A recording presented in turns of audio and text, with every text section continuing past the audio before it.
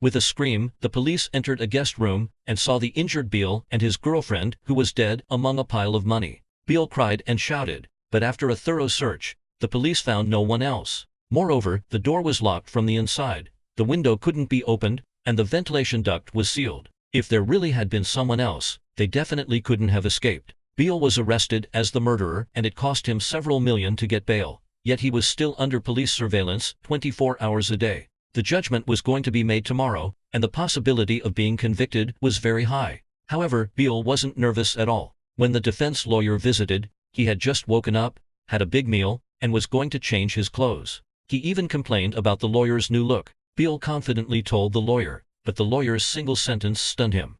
His act of pretending failed, and Beale was a bit panicked. The lawyer comforted him, and Beale quickly confessed that actually they were threatened to take 1 million yuan to the hotel that day. Otherwise, their relationship would be exposed. But when they got to the hotel, not only did they not wait for the person, but that person also sent a text message from his girlfriend's phone saying, "I will tell everything." They immediately wanted to leave but were attacked. When Beale woke up again, it was when the police rushed into the room. However, the lawyer didn't believe him at all. The police investigation report also showed that there was no one else at the scene, and Beale's fingerprints were on the murder weapon. Beale immediately argued that someone had framed him, but he was reluctant to say who had framed him, until the lawyer took out another newspaper that reported a case of a missing young man. Beale finally realized that he had indeed killed someone, but it wasn't his girlfriend. It was this young man.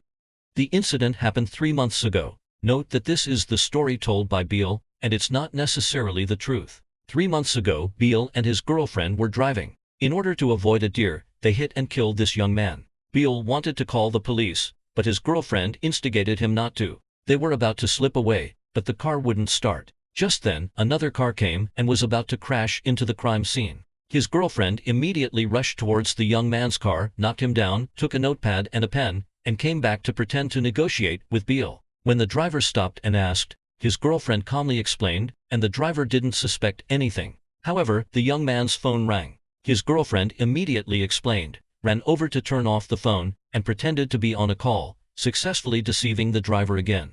However, patter, patter, the young man's blood flowed all over the ground. In an instant, in the driver's view, his girlfriend immediately blocked it. Finally, the driver left. His girlfriend threatened Beale to destroy the body and the car together, while she herself stayed with their car, waiting for it to be repaired. An hour later, Beale drove the car to the edge of the reservoir and was going to push it into the water. Suddenly, there was a noise. Beale turned his head and saw a deer. In the end, the car and the body were gradually swallowed up by the river water, bit by bit.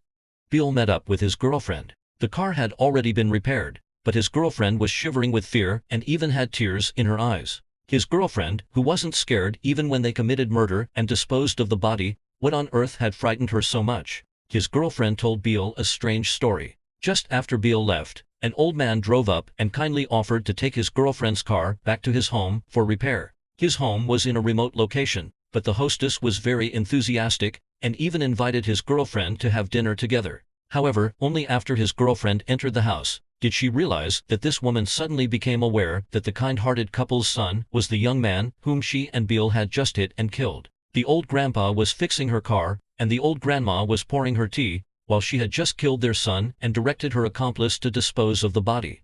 Looking at the happy family photo, the woman got up and was about to flee. But at that moment, the old man mumbled that he wanted to call his son. The woman reached out her hand. Their son's phone was actually in her pocket. She fled at top speed, but the phone rang already. The two old people looked at each other in surprise and chased her to the living room. They asked the woman if she had heard the ringtone. The woman shook her head tremblingly. Then the old lady dialed the number again, and the familiar ringtone sounded. The old man searched around and lifted the cushion of the sofa, finding the phone. But the doubt wasn't dispelled. The woman panicked and went out, got into the driver's seat, adjusted the seat position, stepped on the gas pedal, and left. The old man watched the car driving away, lost in thought. The woman met up with Beale and told him what had just happened while crying. But in the end, they still chose to continue hiding the truth. The woman asked Beale to destroy the car, and they also made an agreement to never contact each other again. However, a few days later, Beale saw the news of the young man's disappearance on TV. The sad face of the young man's father left a deep impression on Beale. Soon, the police summoned Beale. It turned out that the father had noticed the woman's odd behavior and secretly noted down the license plate number. When he was sure that his son was missing, he reported it to the police, and the police traced Beale according to the license plate number. Moreover, the father said that the woman had claimed that she was the one driving the car, but when she left, she readjusted the seat, which proved that it wasn't her who had driven the car before. There was an accomplice, and this made the police suspect that Beale was the real driver on that day. However, Beale said that he didn't know this woman at all, and he had already reported his car as lost. Besides, he claimed that he was on a business trip in Paris on that day and had an air ticket as proof. Of course, this ticket was forged by his subordinates. Beale managed to clear his name successfully, but a few days later, a piece of news made Beale shudder again. The young man hadn't disappeared. Instead, he had fled with the money. Beale immediately made an appointment to meet his girlfriend, and then learned that it was his girlfriend who had stolen the young man's wallet and set up a trap to frame Beale. Beale was shocked by his girlfriend's viciousness, but his girlfriend threatened him. Beale could only continue to live with a guilty conscience. Even though his career was thriving, he was still in great pain. Until one day, the young man's father came to his door. He had already guessed that it was Beale who had killed his son. Beale was full of guilt, yet he could only pretend not to understand. The old father was in a daze. He borrowed a light for his cigarette and then threw the lighter into the pool. Beale was lost in thought. Finally, the old father was driven away. It was said that his wife was also seriously ill. Beale told this story to his defense lawyer, and the lawyer immediately thought that since his girlfriend had died in a locked room and Beale was the only one at the scene, the invisible murderer might be this father. The lawyer also speculated about the whole process of how the father blackmailed, killed, and framed Beale before escaping. Despite Beale's many questions, the lawyer managed to persuade him one by one. Suddenly, the lawyer exposed Beale's intention. "You and your subordinates hired me to verify this story you made up. If you can convince me, you can convince the jurors." Beale tacitly admitted it, and the lawyer had to tell the defense strategy that Beale had intentionally guided. Beale neither affirmed nor opposed it and changed to another topic. Obviously, he was still not satisfied. The top hunters often appear in the form of prey. Among the following three people, can you tell who is the top hunter? Beale continued to question the lawyer. Beale was shocked to find that the boy's mother was a hotel staff and was at the scene at that time. Now the lawyer and Beale restored the truth of that day. After the boy's father killed the girlfriend, framed Beale, and escaped through the window, the police rushed in. The boy's mother took advantage of the chaos to close the window. By the time the police checked, the crime scene had already become a locked room. The lawyer also pointed out other details. When the father had asked Beale about his son's whereabouts and threw the lighter into the water after using it to light a cigarette, he was testing whether his son would sink into the reservoir. Beale's reaction at that time had already explained everything. So when the father blackmailed Beale later, he showed a photo that was very similar to the scene of the body disposal. Now Beale completely believed that the lawyer could clear him of the suspicion of killing his girlfriend.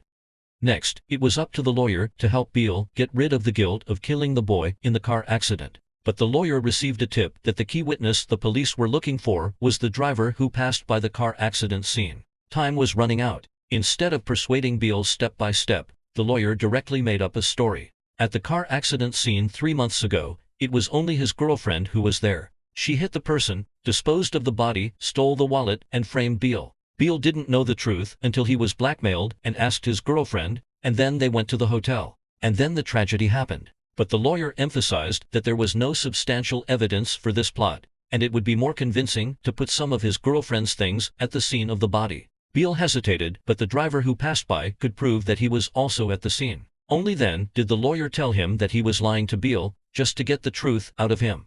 Yes, when Beale woke up, he saw the boy's father, and when he went out, he also recognized the boy's mother. However, because it was related to his life, he wanted to test the lawyer's ability. And now, the lawyer had finally passed the test. Beale took the lawyer's pen and drew the location where the body was sunk. Just as the lawyer was about to arrange the frame-up, Beale revealed a big secret. Although the lawyer saw through everything, he was still angry. Beale flew into a rage, and the lawyer was shocked. Eventually, they both calmed down. The lawyer asked for the last time, and Beale kept shaking his head. However, the lawyer exposed Beale again. Immediately after, the lawyer told another version of the story. In fact, it was Beale who didn't allow calling the police after hitting someone, and it was also Beale who proposed to destroy the body and cover up the crime. It was still Beale who stole the deceased's wallet and framed him for running away with the money. And the girlfriend, who was described by Beale as a vicious woman, was the one who had always been troubled by a guilty conscience. In the end, she called the deceased's parents, told them the whole truth, and even took the initiative to blackmail Bill for 1 million yuan to compensate the parents.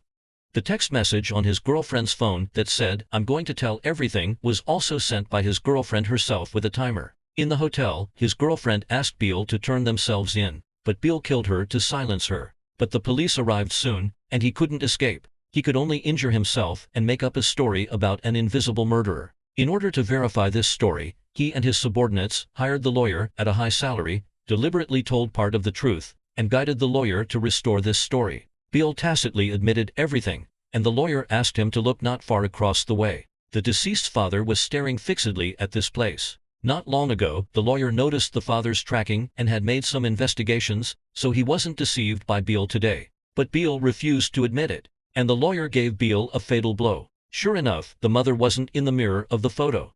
The lawyer went out to make coffee, and Bill also received a call from his subordinate. The driver had already accepted the bribe and was going to leave the country, and everything was under control. Bill finally relaxed. But suddenly, a patch of ink stained his clothes. Bill reached into his pocket and took out the lawyer's pen. In an instant, countless details rushed into Bill's mind. The police file the lawyer brought was blank, and the materials the lawyer recorded on the spot were scolding him. Bill unscrewed the pen and was shocked to find that it was a listening device inside. He ran to the window to look at the deceased's father and was shocked to find that the lawyer was standing beside him. She took off her colored contact lenses, peeled off the rubber mask, took off the silver wig, and let down her hair. It turned out to be the deceased's mother. Just then, the doorbell rang. Bill numbly opened the door, and there was another silver-haired woman on the other side. At the same time, the father in the building opposite dialed the police's phone. The lawyer Bill hired was too late.